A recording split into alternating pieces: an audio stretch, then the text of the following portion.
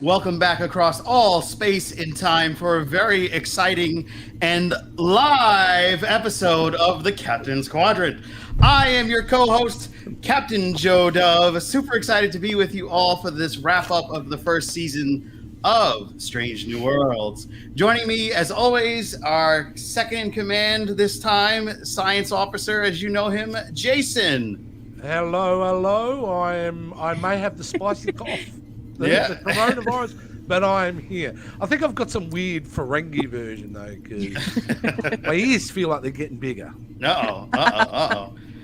And joining us all the way from Utah, United States, because she's Utah time, Admiral Annie, who is bringing a special guest with her this week, Ship Counselor Hillary. Hello, Hillary. Welcome to the Captain's Quadrant. And we've got a wonderful fur guest with us today. Right, that's Carl. And Carl. What's up, Carl? Captain Carl. Captain Carl. Coral.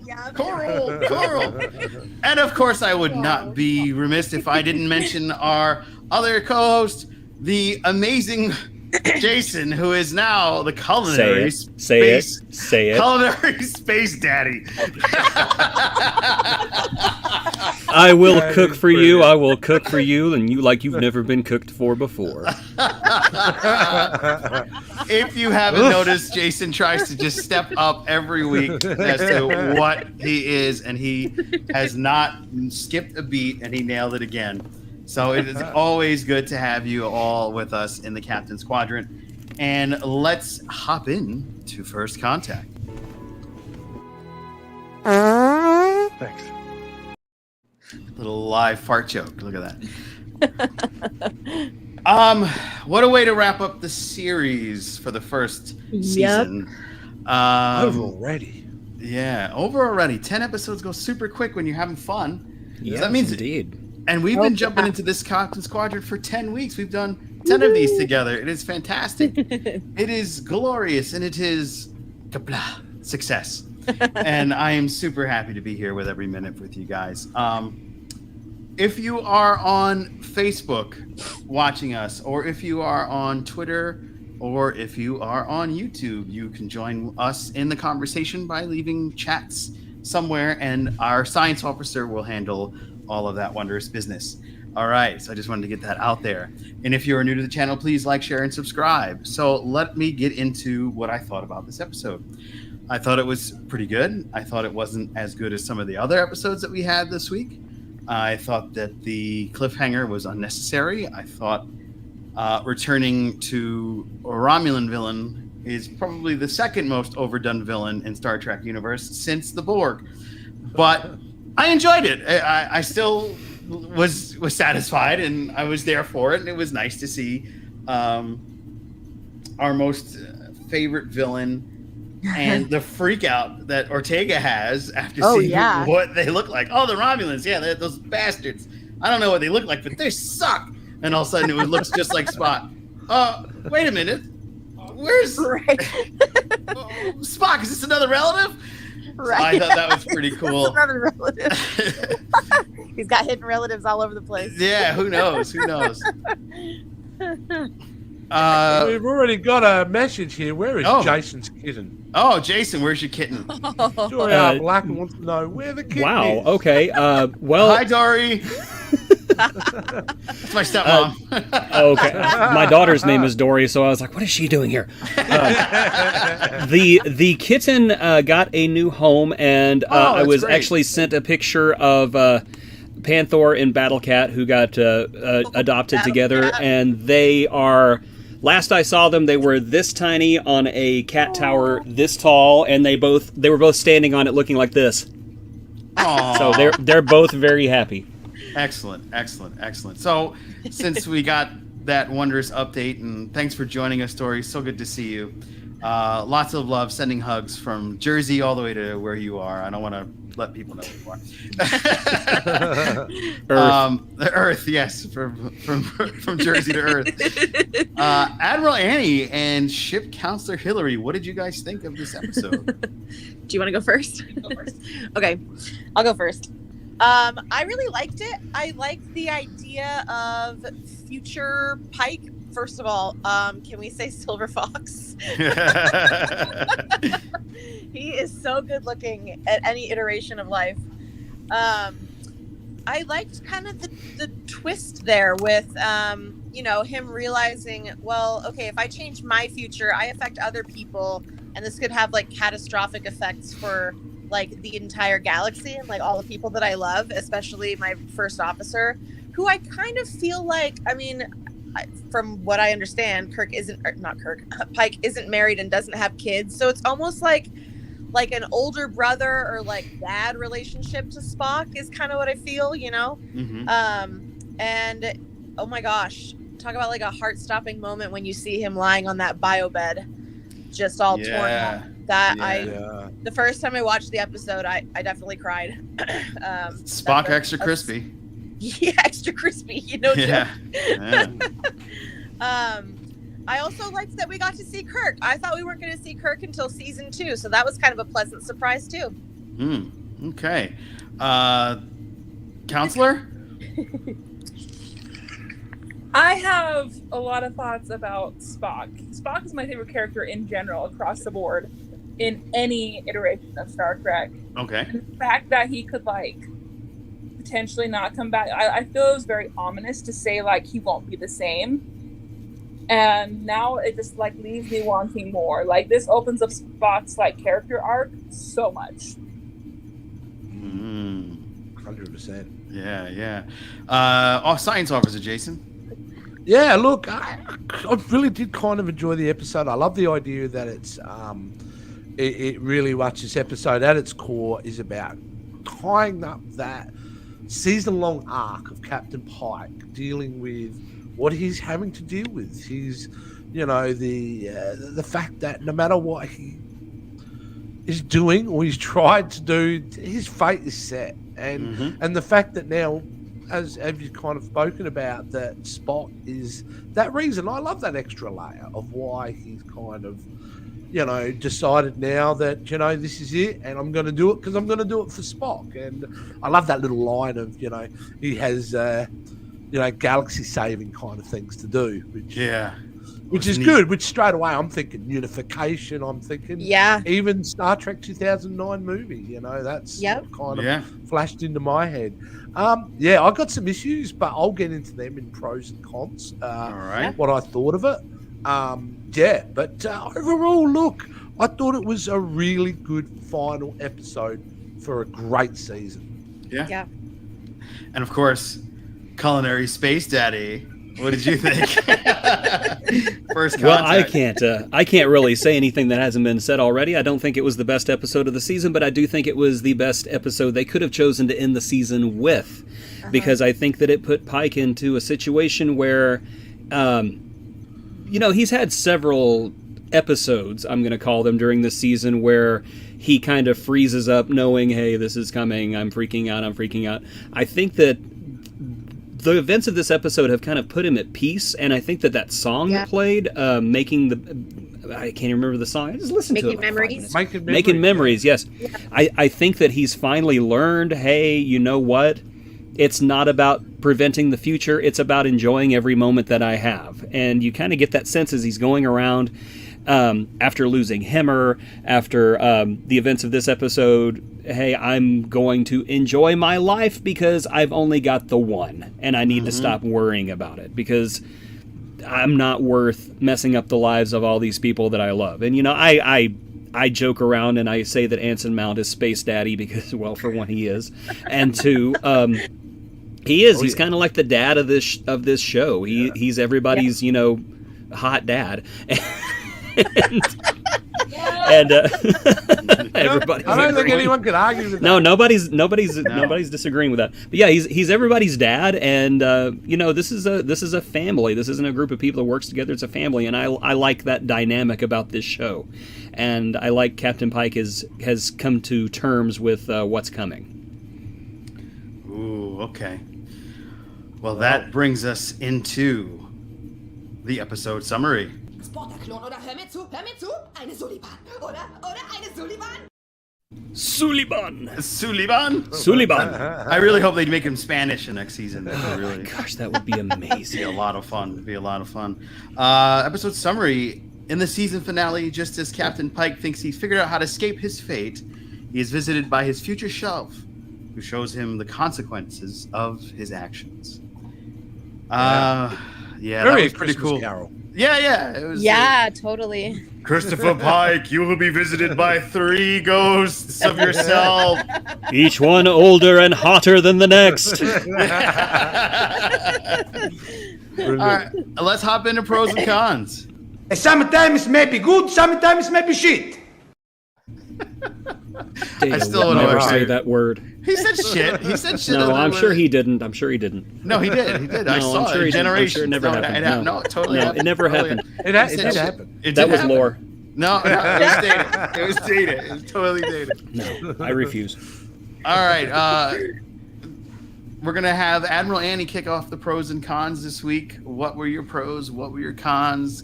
Give it I'm to going to us. start with cons, and this is one that we talked about. Con. James One Caan, R.I.p. that it was more of a missed opportunity than anything else. I so badly wanted James Frayne to be on the camera when we panned to the Romulan ship, just like Sarek, right? Because Mark Leonard played the Romulan commander in Balance of Terror. In the original series, I so wanted them to do that. So it wasn't that I didn't like the actor who was the Romulan commander. It's that I so badly wanted that to be like a parallel. So that was a Hey, little you know, just to disappointing. show the audience that the role, Yeah, there he is. Yep. We Yeah, know who he is. okay. No, that's him. Yeah, totally. And another time, you and I might have been friends. Never give up. Never surrender. They're pretty darn close, though, really. They aren't look they? I really too close. grow tired of endless war. Sorry, Annie, go on. Yeah. That was one con. Again, I really wanted it to end with Making Memories. I felt like that was a nice close to the episode. And now we're all concerned and thinking about what is going on with Una, and we have to wait until 2023 to find out. She's going to jail. Almost cruel. It's cruel and unusual to make us wait that long. So that's a con. Pro, I like that we get kind of the backstory behind not being able to change the future. Because, yeah, I mean, what he asked was fair, right? Like, well, if you're here, like, didn't I succeed? Isn't that, like, good? Yeah. Like, obviously I did it. And then he realizes, like, oh, well, if you know, if I don't do what I know that I need to do in that situation, then not just 2 cadets are going to die. It's going to start a war where millions of people are going to die, or billions of people are going to be affected. So I think we really get to see who Pike is at his core, because he could do it, right? Like, there's nothing stopping him except his own morality. So, but I think that's who he is as a captain and as a person, is that he knows that, like, he needs to do that for the greater good. Very good. Very good. Very deep. Let's hear from ship's counselor Hillary. I'm still going through the pros and cons. I think Annie said it best earlier when we were watching the episode. The only thing I'm thinking about is a Captain Pike cookbook. And if they don't release one, then that is a huge opportunity lost for their franchise. If Neelix can get a cookbook, I think Pike needs a cookbook. Amen. Yeah. Absolutely. Cook for me, Absolutely. Space Daddy. That's right. That could be your hashtag. Totally. Absolutely. I'd market the hell out of that. So freaking lootly. All right. Culinary Space Daddy, what are your pros and cons? Oh goodness. Okay, I've got a couple of cons. I mean, they're such nitpicky things, but you know that's what we do as Star Trek fans. We pick nits. Yeah. First of all, lost my proverbial feces when Pike showed up wearing the Monster Maroon outfit from the movies. Yeah. And at first, whenever I saw him from the back, I was like, oh, it's the Monster Maroon. It's the greatest Star Trek uniform ever. And then he turned around. I'm like, they changed it. Why? Yeah. Listen, Because it's a 3D Slightly. printed version. you don't draw a mustache on the Mona Joe. Lisa. You do not spit on Superman's cape. And you do not redo the Monster Maroon uniform. You don't do that. It was perfection, and that's all I could do was like look at the lining on the shoulder going, I don't like that. Oh, what did they do to this? I don't like that either. It could be one of those things where I just kind of watch it for a while and I get used to it, but that's all I could do was like concentrate on the imperfections that they put into this perfect uniform. I always forget the name of the actor, and I don't have my phone with me because whenever I said I was going to go grab it, I forgot to go grab it. The actor who plays Kirk, Paul Wesley. Yes, thank you. Yeah. I don't want to like. Shatner is such a hard act to follow because everybody talks such dookie about Shatner's acting, about, oh, this man is a terrible actor, it's the worst actor, he's the worst actor ever. But the man has such likable charisma whenever he's Captain Kirk. He looks at the camera and he just kind of does one of these things like, I can't do it like he does it. But, just, you can see like Han Solo. The chin, like, the hand on the chin, like, Spock, give me some options. And he's so, I keep hitting my computer, my gosh. He's so charismatic, and I just don't think Paul, what was it? Paul Weasley? Wesley? Paul Wesley. From Gryffindor. Yes. So I don't think that Paul Wesley has quite captured that yet. As a matter of fact, I found him very stiff. And I was just kind of put off by that.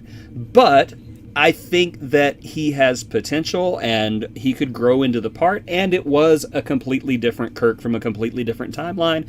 There's no telling what he's had to go through and what has kind of, stamped down his personality. One janky special effect whenever I was watching the episode, I was watching the whole episode like this, and whenever the Romulans blew up the outpost and Mott's poor dad like flew into the background, I laughed out loud because that looked so bad. I was just like, why is he flying through the air like that? He looks like he's stuck in like the tornado to Oz or something. I thought he was getting sucked out into like the vacuum of space. I didn't get that. I just looked like he was getting, pulled into a cloud of smoke. Like he was like, I don't know what that was. It just looked bad, whatever it was. Pros, basically anything else. I thought it was a great episode. I've already said I think the theme of enjoying the moments you have was there. I thought it was a very clever reworking of Balance of Terror, which I meant to rewatch today because I thought we had an extra hour, but we didn't, and I'm terrible with time management. And we forgive you. That's all right. I didn't ask for forgiveness, but thank you. Why don't you cook for us? How dare you? And also, everybody's talking about the Kirk. It wasn't even a cameo. It was a Kirk guest star in the episode, but nobody's talking about the cameo that I predicted. Oh, yes, Mr. Scott. Mr. Scott! In a voice-only cameo. Yeah. Yes, I'm voiceover was quite perfect. proud of myself. Yeah. Yes. But that's How can you forget Wesley? Casted Mr. Scott, and that's why. How could I forget Wesley? What? I don't know his name.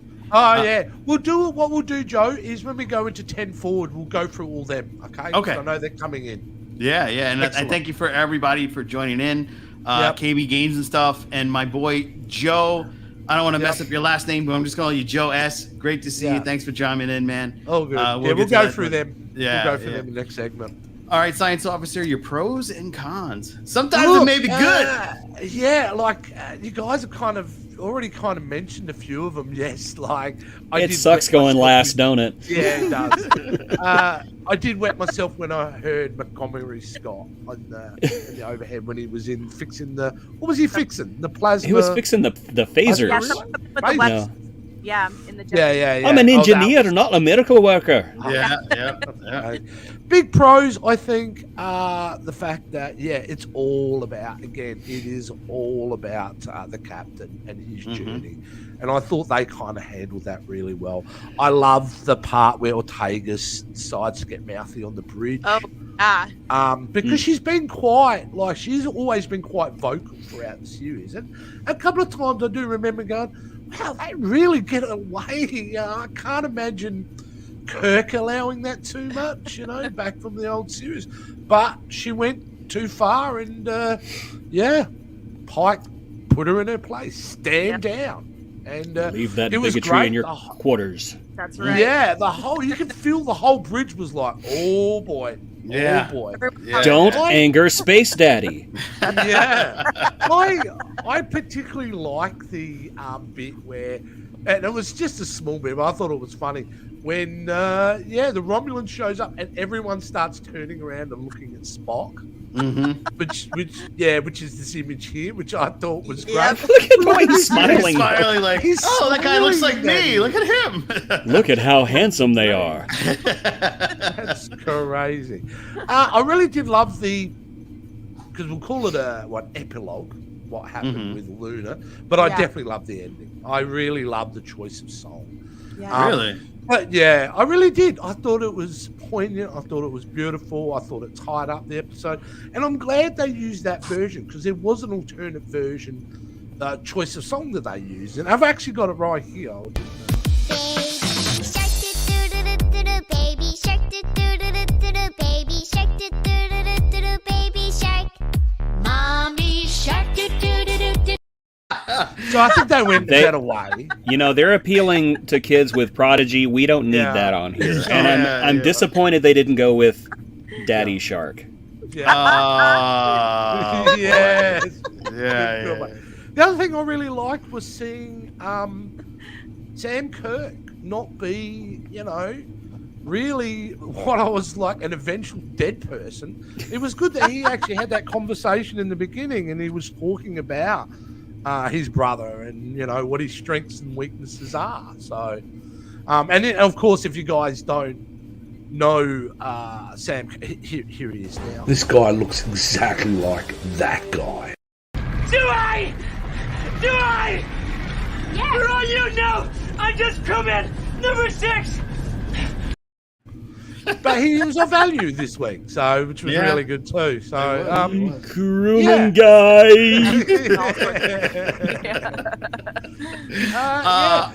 What about the beginning of the episode too? The only thing I probably want to mention as well is the fact that we get a callback to season 1 by having his friend with benefits.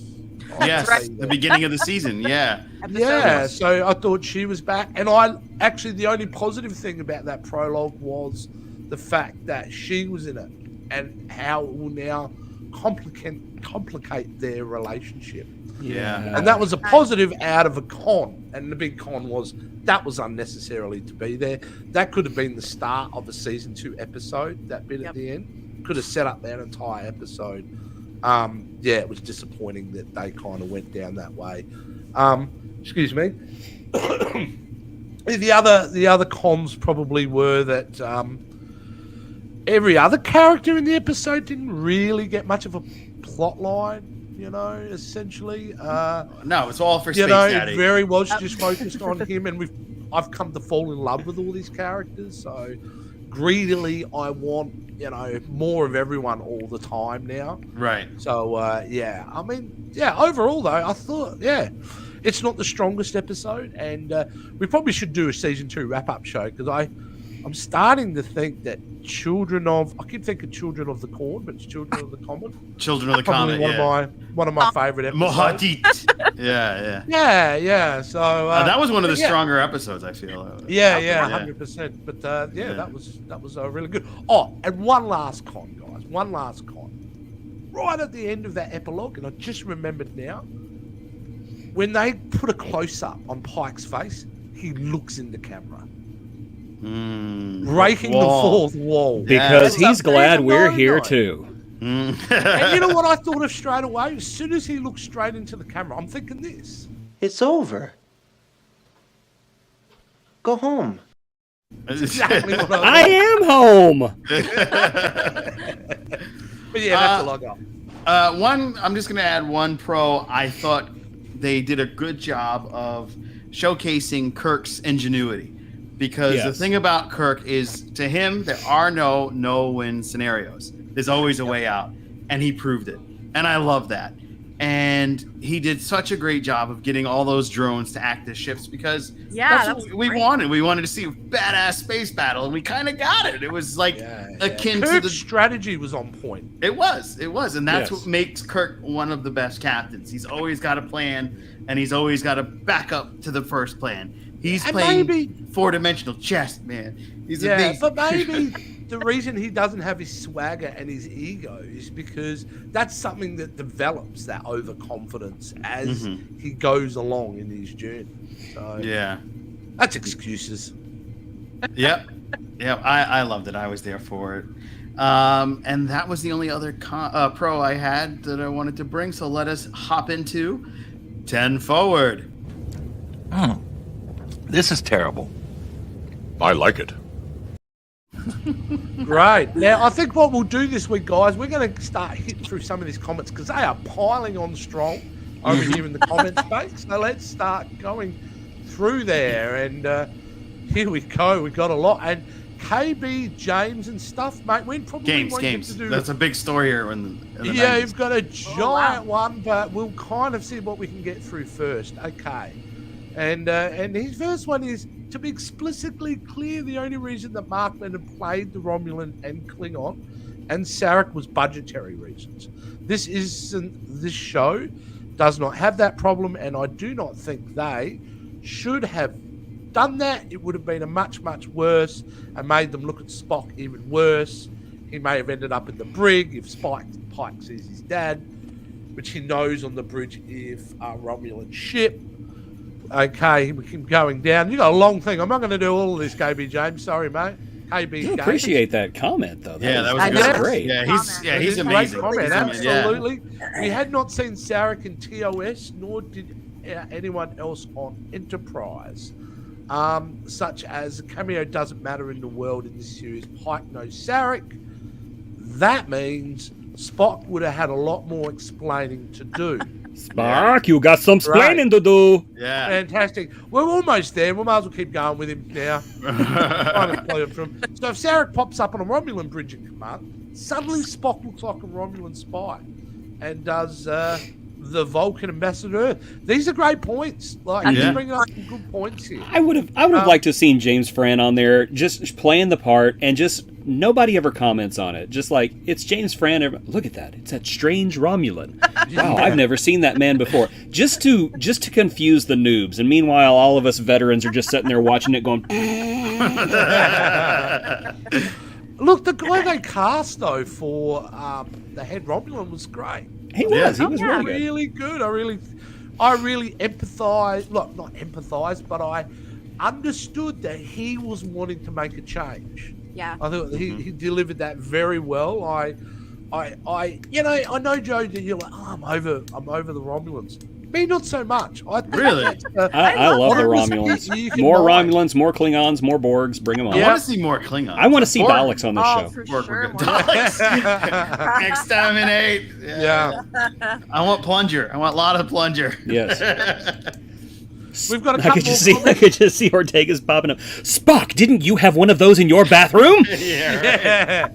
She was very easily quick to jump on him, hey. Yeah, she's ready to go.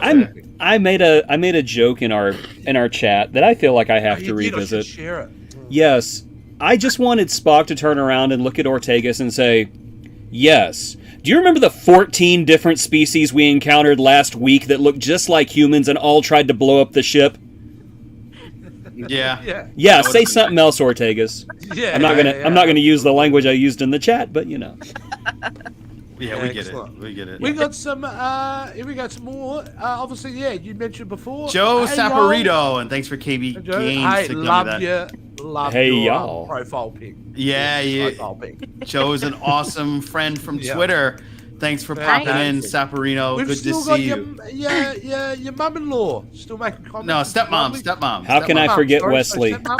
How can you forget Wesley? Yes. I'm ashamed.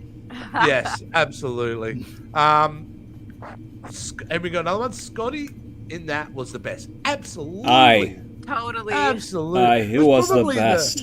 Yep. It probably was the highlight. To me, the biggest thing there, I think, it just stopped me in my tracks. So, I hope whoever they got the voice, that they've already hired the actor behind that voice. I kind of want to see Chris Doohan play the part. I know he's already done it in Star Trek Continues. I want to see them bring him over and play his dad's part. I think that would be great. Actually, that would be sweet. Yeah. Joe connected me to somebody that told me about Star Trek Continues. I didn't know about it, so now I'm going to watch that. Yeah, My next amazing Joe web Sabrino, series. Big thanks to you. Yeah. Yeah, absolutely. Ooh, who is this? I don't know. Hi, Amy. Hi. How you doing? Fantastic. Okay. Oh, KB Games has a point on what we said about Scotty's voice. We all loved it. He goes, kind of hated that it was just a voice actor since they've already done filming season 2 and should give him a legit cameo. If he's in season 2. I've heard he may not be. I read an interview that said the reason why they just did a voiceover is because at the time they filmed this finale, they had not hired someone for season 2 yet. Yeah. Yeah. Makes sense. So I don't know, but maybe they should hire them because I thought they were doing like what they did in the Obi-Wan Kenobi show, where they were just kind of taking James Dehaan's voice and then putting it over. That's what I thought they did. Yeah, I think you're getting the voice tricky cloning. waters Yeah. if you do that though in this show. What'd you say? I think you're getting into tricky waters if you're doing that on the show because you don't need to. Because you clearly it looks like you are going to cast a new actor. Why do that? Why set the audience up for the voice of him, and then you bring on someone else who has a British voice? Yeah, they would never do that. No, they couldn't do that. They'd have to get somebody Scottish for sure. All right. Well, I think we'll leave it there now for the comments. Thank you very much, everyone. KB, you got some fantastic comments, mate. We have time at the end of the show. We'll get back to you as well. Yeah. Yep.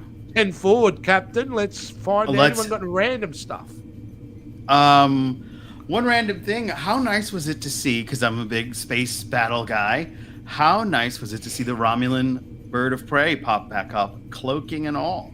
Yes. It looked awesome. Not just that, but an entire fleet of different starships. A bunch of, they did not do the cloning like they did in Picard. Where did you see copy paste? Make it a little different, you know. Did you see the proto TNG bird of preys in there too? Just like you could see like the head of them in some of their ships, and I'm just like, I can see where that's going. Yeah, yeah. Nice. Yeah, they did a great job with that. That was I don't think that they want to hear us complain about ship cloning anymore. They're just like, no, make a bunch of ships, put them in there. I don't want to hear it. Yeah, make sure that they're all different. I don't want to see any. So clones. You see, kids, being the squeaky wheel does help. Yes, yes, absolutely. Yeah, I thought that was fantastic. You know, the way the callback, obviously, the fact that the Romulan, the only way they, if they look like they're going to lose, is blow themselves up. Yeah, nice, just perfect for the storyline. I thought.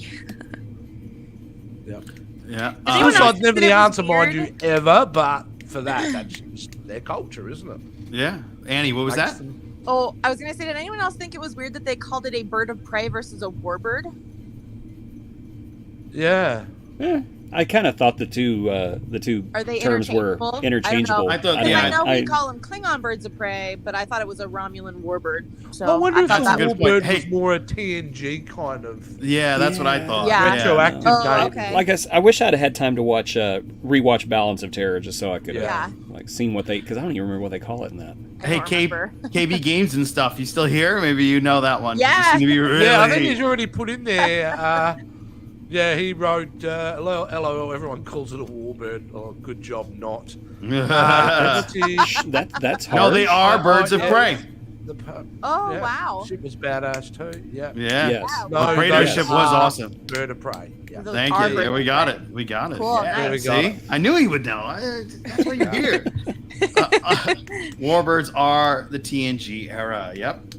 Yeah. See? Very cool. Absolutely. Very cool. Perfect. I thought it was great that we got a return to that Romulan theme from the original series. That dun dun dun dun dun dun dun. They reused it in Picard too. They kind of did like a little remix of it, but here it was just like almost lifted from the original sheet music, and I love it whenever they do musical cues like that. And of course, you know, the Trek theme when Kirk first showed up was great. And I love just the fact love that this show so much. Yeah, they're embracing. It's so great. They're not trying to, yes, they're making changes in uniforms here and all that. But overall, what's made this show great too, especially in its first season, is the fact they have embraced so much of the original series, and it's a joy, and they should lean into it more and more, because clearly the audience reaction should give them the confidence this year as they move forward in the second and third series and beyond that. Yes, lean into it as much as you can, even visually. Just go more and more, as much as you can, as close to that original series. I want to see a dog show up with a horn glued to its head. Yes, in a nice fluffy overcoat. Yes. Yeah. Look, Absolutely. it's an alien. Yeah. And it's got to be Spock holding him again. Absolutely.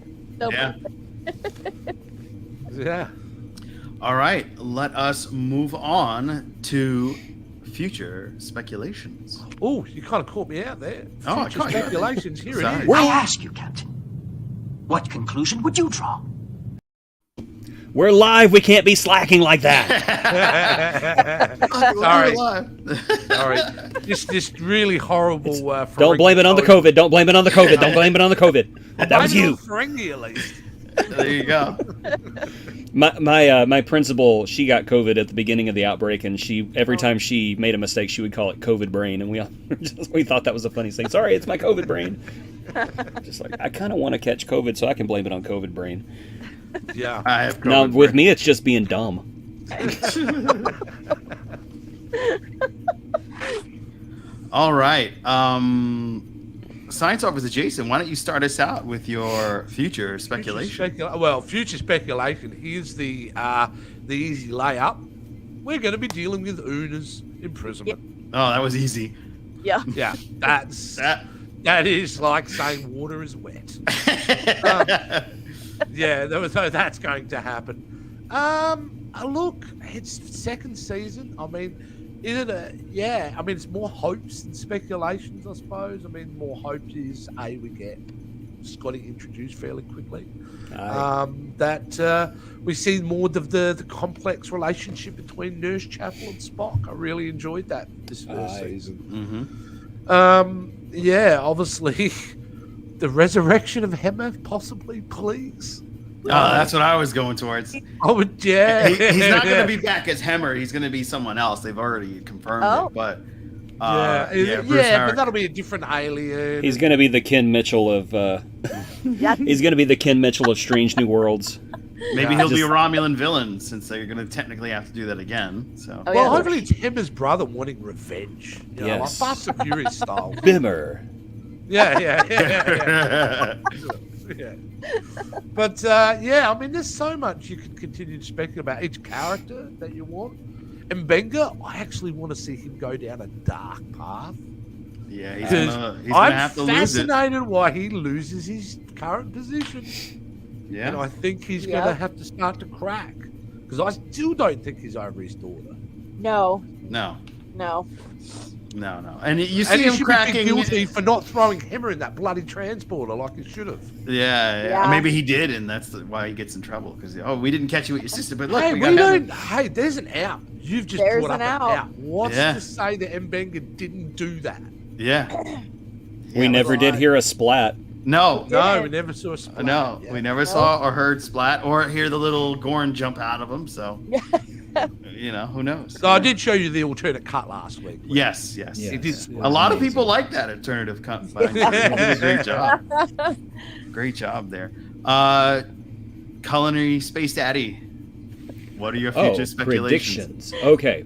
My prediction is this: I think that Kirk is going to come on board as the first officer until the Una situation is situated. Oh, that's a good one. I think they're going to pick him up. He's going to be first officer, and then I don't know, maybe leave after a couple episodes when Una comes back, or if Una doesn't come back, he'll be the permanent first officer. I know that we're going to see the Gorn again because they're kind of the big bads of the show. Yep. Probably going to see Cybok come back. Yeah, Cybok. Yeah. We're going to get finally, Angel. Yeah, we'll see him and Angel, because I think the actress who played Angel, they said that they are coming back. Yep. So they're going to be dragging hubby with them. Yeah. Which of course that means that Angel is Spock's in-law. Is It's wonderful. That family Yeah. just keeps Great. getting weirder. I know. I would not be surprised if we don't see Scotty come on board. And I think it would be awesome if Bruce Horak played Scotty personally, because I think he could pull it off. Interesting. Yes. Oh, I'd go and with that for sure. I would also not be too surprised if we see another familiar face from the OG crew come on board. I've thought that maybe McCoy might be somebody who could come in, but I also got to thinking that there's a certain botanist floating around Starfleet right now with aspirations of being a starship pilot. So if he were to come on board the ship, oh my. Oh my. Yeah. Because he was the first time we saw him in Where No Man Was Gone Before. He was part of the science team. He was a botanist. Yep. Yeah. And according to the expanded lore, which I don't know is canon or not, he came on board as a botanist because he couldn't get a position as a helmsman. And so he thought, well, if I come this way, I can go sideways. And he did. He went sideways and became the best damn pilot Starfleet ever saw. Yes. For me, one of the future speculations I have is we're going to see the return of Harry Mudd. That would be amazing. I really think that's going to happen. I don't care if they break canon. I want to see it happen. Yeah, Yep. I have a feeling that we're going to run into Mudd again. And it's going to be our friend from The Office. Rains? Yeah. Wayne Wilson. Wayne Wilson, yes. Wayne Wilson, yeah. That was a tongue twister for whatever reason there. But yeah, I think that'll be a big one. And I keep going over the big interview that they've had. Voice Recox sucks. The interview they had not too long ago with Kurtzman, the showrunner, the big man behind it all, the man behind the curtain of Oz. And I think we're going to see a crossover, and I have a feeling Discovery is going to pop up, because why did they wrap up Strange New Worlds first and not Discovery? So I think we're going to have some type of interweaving thing going on. I'm all for it.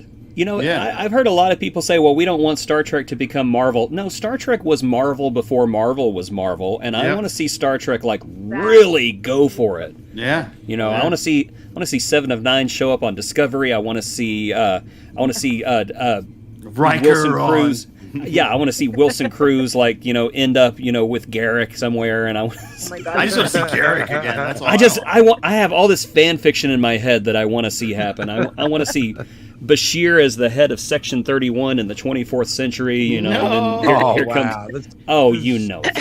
That's gonna happen. That's gonna happen. Annie, what are your future speculations? I definitely agree that Una's storyline is going to take up, I would guess, at least 1 or 2 episodes of next season. I also think that we're going to see more between Spock and T'Pring. He's going to show up to divorce him. Exactly, right? I want him to. No, I want him to break canon because I love that couple. I'm sorry, I don't care.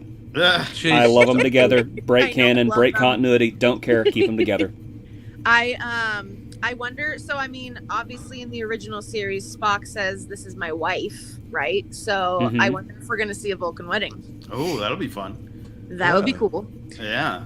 And yeah, I think something's going to happen with Mbenga, because if Jason's prediction is correct and Kirk comes on as the first officer, those two have a lot of camaraderie. So I feel like they would have served for a long time together. So I think that, we'll see something happen with Mbenga, and maybe McCoy comes in. There you go. All right. And Ship Counselor Hillary. I tapped out for a minute. You're totally good. Future predictions? Yeah. So like season 2. It's okay. It's not like we're live or anything. No. I know. Heaven forbid I don't have something off the top of my tongue. Future predictions. Come back to me. You're the last one. This is going swimmingly. We'll All come right, back because we've got some things. It's like watching the Enterprise self-destruct in Star Trek 3 in slow motion, and your parents are on board, and so is your pet kitten. For sure. It's a mess. Actually, KB James and stuff had mentioned some things which kind of went on to some of our future predictions. They said in Ready Room that we are going to see a dark side of Mbenga. Ooh. And with the fact that you've mentioned McCoy possibly coming in, the potential for conflict between those two, as you know, Mbenga's starting to go down that Major darker conflict. side, and he has to come back in. Like, you know, McCoy has to step in and try to seize control. I think that would be great. Isn't McCoy and Dax an item during this time? Or is that before this? No, that's during this. You're right. Oh, there's a crossover potential. Yeah, that'll be interesting. The other thing KB Games said, where we go, we got Annie back. In relation to the Klingons, maybe Mbenga worked on that's what he's referring to, on the virus resulted in the ring foreheads. Genius idea. Could be. Could be that. That would be great. Actually, I would go with that. Hey. They should do the Klingons like they do the Romulans, where some of them have ridges and some of them don't. Right. Yeah. You know, that would just be like, you know, somebody comes across a ridgeless Klingon, like, what happened to? Don't ask. Yeah. And just that's it. Don't expand on. Same thing with James Fran as the Romulan commander. Just don't say anything about it. No. Now everyone seems to be on board with Harry Mudd coming back, including. Yay! My that's yeah. so much fun. And KB Games thinks yes. Mudd Yes. is always- Oh, uniformity. Everybody Uniform. agrees. We all agree yes. on something. Yay! Oh my gosh, that's a sign of the apocalypse right there. Right. Trekkies in harmony. Oh my god. Oh my god.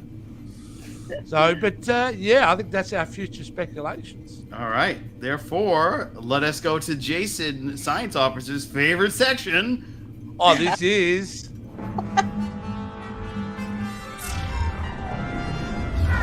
It's time for stupid Star Trek questions. All right, so the stupid Star Trek question is this, and it is pretty stupid. Why isn't there any kids on this version of the Enterprise? Because they're on Enterprise D. May I? Please. Go, Space Daddy. Because these people are not sociopaths.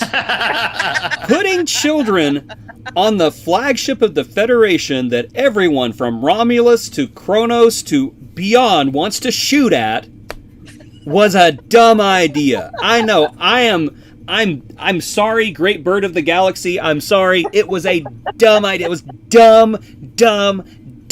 They even said it several times, like, how could you bring children on a starship? Do you not know how well, we need our children close to us because we are a close family unit. Do you have children? Oh God, no. I don't want them to don't like space. I don't like children. Let them all die. That's why they're on the ship, to die. They should beg the question, who and when was that decision made? Because I might be wrong, but I don't think there are any kids on Enterprise C, is there? No, it was that was Roddenberry's idea because he wanted the Enterprise to be a community in space. And I can see how, that would be great. But when people are shooting, whenever it's like, hey, go to this unexplored sector and go investigate this distress signal where an entire planet used to be, but now all there's just rubble and this big alien spaceship we've never heard of. Go take your ship full of children and go check it out. Well, should we put them in the saucer section and separate? No, we should not. We only use that once every other season. Get out of here. Well, they only. KB James has just kind of said the same thing I was going to say. They didn't start putting kids onto the Galaxy class, which means the Sovereign class. Were there any kids on the Sovereign class? Nope. No. Nope. We're not, because they were clearly in wartime by then. Yeah. Yes. Right. Yeah. I remember watching a YouTube video. I cannot remember, Triangulum Studios, I think, who does amazing YouTube videos. You should check him out because he does all these breakdowns of ship designs and he goes through the fictional histories of them. And the Galaxy class, I don't know if it's canon or not, but according to this channel, the Galaxy class was, state of the art and everything. But during Picard's time, it was seen as Starfleet's ultimate act of hubris. that they made this ship that had like, you know, swimming pools and children and schools on board, and you know, it was basically the Federation's attitude that war is over, we don't have to worry about everything, it's all sunshine, rainbows, and kittens now. And then here comes the Borg, and the Borg are like, nope. You know, and Picard's like, I told you children on the ship was a bad idea. Get them off. Even Wesley, especially Wesley. Yeah, but the level of naivety from the Federation was just really, if you think about it, it's yeah. But then again, you know, you look at the time whenever TNG first started, at least in universe, they had not been at war with anybody in decades. You know, the Romulans had gone and done their own thing. There was peace with the Klingons, the Cardassians. The Khitomer Accord. Yeah, the Cardassians popped up. We want a war. Get out of here. No, it's just, you know, it was, yes, I think a ship with children on would be a grand idea. So yeah, I mean, it's got an in-universe explanation for it, for the, you know, I would call it a stagnation of Starfleet's, you know, defensive capabilities, I suppose. Shut up, Wesley. Shut up, Wesley. But the other thing, as Starfleet officers, why would you want to bring your kids onto that thing? I don't even want to bring my kids with me now. Yeah, going on car rides is tough enough, isn't it? I'm sorry. I get assigned to the Enterprise. I'm going to be like, yes, awesome, explore the galaxy. Daddy, can we come? No, it's too dangerous. I hear that they have an elementary school. That's a lie. That's a Romulan lie. You don't want to go on the ship. You know, the Tribbles will eat you. The Tribbles. Yep. I want to play on the holodeck. Daddy's going to be on the holodeck, honey. All the kids. There's a cooking program I want to try. I think all the kids are wearing red shirts, and they're not going to make it past the next. Yeah.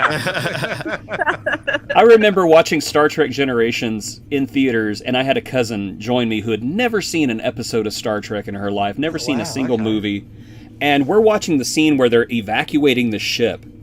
And, you know, Geordi and his I don't know, Geordi's assistant, I can't remember her name, but they pick up a kid and they're like running, and the kid's like, you know, drops the teddy bear, like, oh yeah. And my cousin watches that and she goes, this is just like Spaceballs. What do you mean it's just like Spaceballs? You remember Spaceballs whenever they're evacuating and there's like a circus and there's a carnival and there's a bearded lady? This is just like Spaceballs. What are these kids doing on this ship? Well, you don't understand. It's the 24th century, and you know they take their families. Oh, this ship's about to blow up. What are these children doing on the ship? She was so angry at this movie, and she was not wrong. She was not wrong. You know? After the Borg showed up, kids should have been out. No kids. The in-universe. I do like the in-universe explanation of what happened after the Dominion War was that every Galaxy class was recalled back to space dock and given a complete refit. Got rid of all the family quarters, got rid of all of the unnecessary space, because at one point Counselor Troy, I think of the 7th season, says that the Enterprise was never completely finished and that they had all these extra space in the decks that they could add stuff to. Well, apparently they added stuff to it and like greatly increased the power output of the Galaxy class and made it into a fleet of warships, and it became like, you know, a class of ship that became essential to the Federation. So from great hubris came, you know, great butt kicking, I suppose. So our keen viewer, KB Games and stuff, has also brought up something which is an interesting point. He goes, well, they forgot about the Viking Sullivans from World War II. Because then, which were all surviving 5 brothers from one family who all died on one ship at once and wiped out the entire family. Were they 8? Sorry? How old were they? Were they 8? Were they 9? No, they were fighters. They were like 18. You have all the members of a family on a ship and they all die. You just wiped out entire.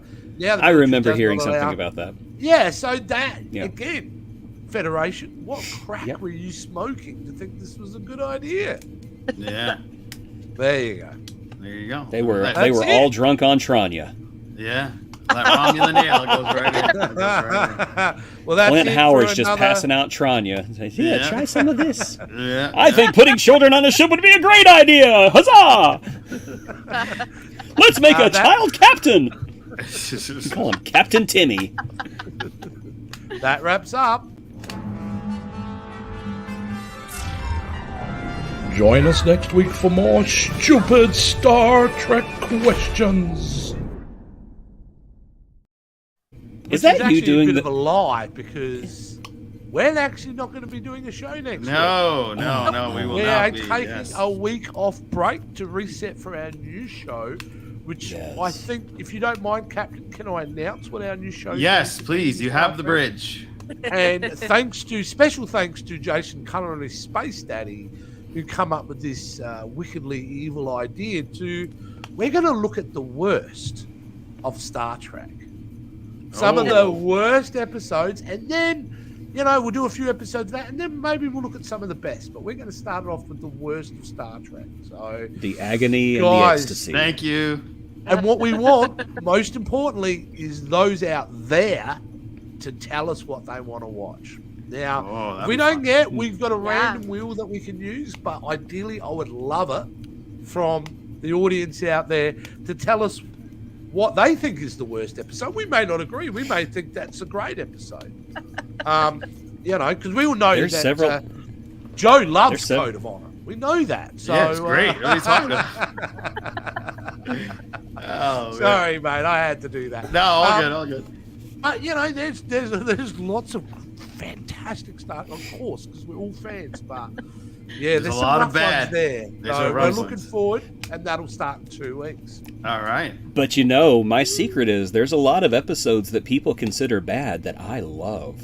Yep. Yeah. There's a certain episode of Voyager that I'm really hoping gets thrown in there because it's actually one of my favorite episodes of Trek of all time. And no, I will not tell you what it is. Of course not. Voyager is going to be the most controversial one, though, because I think there's a lot of division with that show. Yeah. And what people think was a good and bad episode. So there's lots of meat there to chew on. Yep, I agree. Captain Janeway was the GOAT. Yeah. Cisco. Cisco was too, but Janeway, if I had to choose between Cisco and Janeway, I'm going Catherine. Well, the question would be, who would you want to be led by as a captain? And I would say Janeway, because I think Janeway actually, I feel like I could go to her and go, I scraped my knee. And she would go, that's all right. He would put a Band-Aid over. Yeah, we have Pike is daddy. Catherine is mommy. She's mummy. And you don't want to piss off mummy, though. Remember? No. That's what I liked about her. Cisco is granddaddy who will snatch a switch off that tree and beat you with it. Yes. And you want to do your absolute best for granddaddy, and so you are going to be your absolute best under granddaddy. But I would feel safer with mommy. Yeah. Well, and remember, granddaddy gets his hands dirty when he needs to. Oh yeah, that's what I love about Cisco, man. When the time comes and it's got to be a throwdown and we've got to go through unscrupulous methods to get there, he'll do it. Yeah. And I appreciate that. But, we need to have a cooking show with Cisco, Riker, and Pike on it. Yeah. Oh yeah. Three space daddies. Actually, cooking food. I didn't mention this as a con about this week's episode, but I don't think I was super keen on his leftover spaghetti with just an egg and some Parmesan cheese. Did you notice? Very flavorful. Did you notice that Captain Sidepiece took one bite and then left? Yeah. It was so. Sean Ferrick pointed that out. That's not me, but he pointed that out. And whenever I rewatched it, I was like, oh, Captain Sidepiece, no, eat that. He made that for you. She's like, I gotta go. Maybe it's best that the friends with benefits situation is apparently not going to continue because she offended me. So there's no more chance of this. A classic throwback. Well, it's Star Trek with Pike. There's always a chance of that. Yeah. There's plenty of aliens in the sea. Yes. I mean, the universe. All right. Pike's got many a girl and many a port. Yeah, that's true. Yeah, not eating his food says everything. That's right. Yes. That should have been the clue. Like, oops, something's about to go wrong with Captain Sidepiece. We need to prepare ourselves. Yeah, exactly. Maybe that's what the whole problem was. But KB Games and stuff. How could you? Pasta Mama is really good. It's so good. She's arresting Una. Have I started? Is she going to be called Captain Side Piece forever? I think now? so. Oh, okay. That's going to be a new T-shirt, Captain in Side fact, Piece. I think we've But you got know, to, from her start point of a view, campaign. he's Captain Side Piece. Oh. It just depends on where you're at. Yeah. Whoa, KB Games. Whoa! You want her Whoa! out of the kitchen, mate. Yeah, like, get rid of her. Get rid of her. Oh my gosh! Yeah. All right, well, that's going to She wrap should have ate up. his food, though. Yeah. That's going to wrap up our season. Our first season of Star Trek Strange New Worlds has wrapped up, and our second season, if you haven't seen our first season, please go back and watch the genesis of our show, Captain's Quadrant, where Jason and I Genesis is planet forbidden. Where I want to know more about that guy. Where we started out with Picard, and we come to Strange New Worlds. I wish we really did that, because I've gone back and watched a couple of them and gone, wow, that was a really powerful edible I ate too. Need to go back and change my opinion. Yeah. That Space Daddy could make some really good edibles. All right, chop up that time crystal and put the little dust in there and everything. It's just like, whoa, you want to talk a trip? Yeah. I can see Lincoln. I get the feeling though you'd be doing lines of that time crystal. Yeah. Each week we ask one of us to do a social media plug outro. I don't know if you have a video clip of that. No, I never. No, okay, all right. So I keep getting uploaded. Oh my god! Next season. Next season. Well, next time. The end of next season. So do you have a video? No, I don't have a video. Anyway, I'm gonna make. Oh, that's not the one. It's the wrong video. It's the wrong video. It's appropriate though, because he's screwing up the live.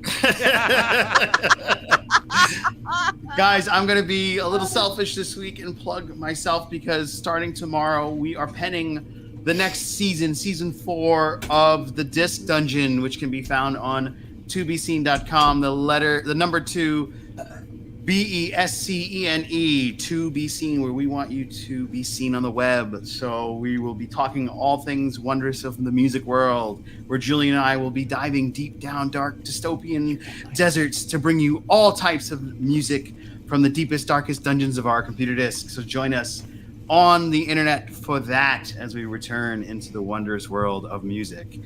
I will see you guys in season 2, and we will be talking about Star Trek episodes. So it has been an honor and a privilege to serve with you all in the Captain's Quadrant. Thank you, Science Officer Jason. Thank you, Admiral Annie and Ship's Counselor Hillary. And of course, Culinary Space Daddy.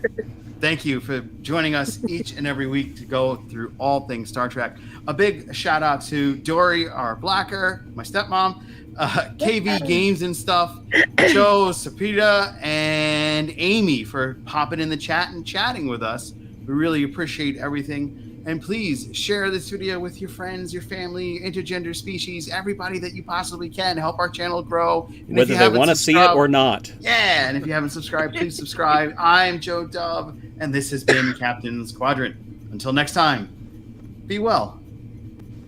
It's over. Go home.